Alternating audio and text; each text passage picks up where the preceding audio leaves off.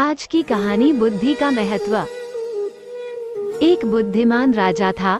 उसका काफी बड़ा साम्राज्य था। उसके राज्य में प्रजा हर तरह से खुशहाल थी। राजा को अपने उत्तराधिकारी की तलाश थी। उसके 3 बेटे थे।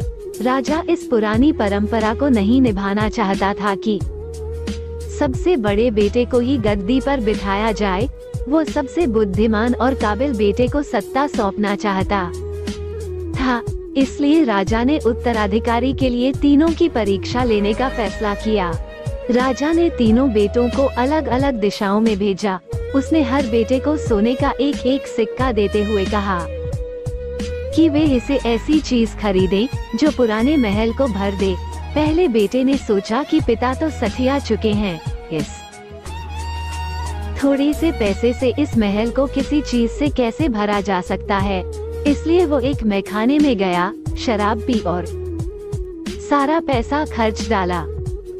राजा के दूसरे बेटे ने इससे भी आगे सोचा। वो इस नतीजे पर पहुंचा कि शहर में सबसे सस्ता तो कूड़ा कचरा ही है। इसलिए उसने महल को कचरे से भर दिया। तीसरे बेटे ने 2 दिन तक इस पर चिंतन मनन किया कि महल को सिर्फ एक सिक्के से कैसे भरा जा सकता है। वो वाकई कुछ ऐसा करना चाहता था जिससे पिता की उम्मीद पूरी होती हो। उसने मोमबत्तियां और लोबान की बत्तियां खरीदी और फिर पूरे महल को रोशनी और सुगंध से भर दिया। इस तीसरे बेटे की बुद्धिमानी से खुश होकर राजा ने उसे अपना उत्तराधिकारी बनाया।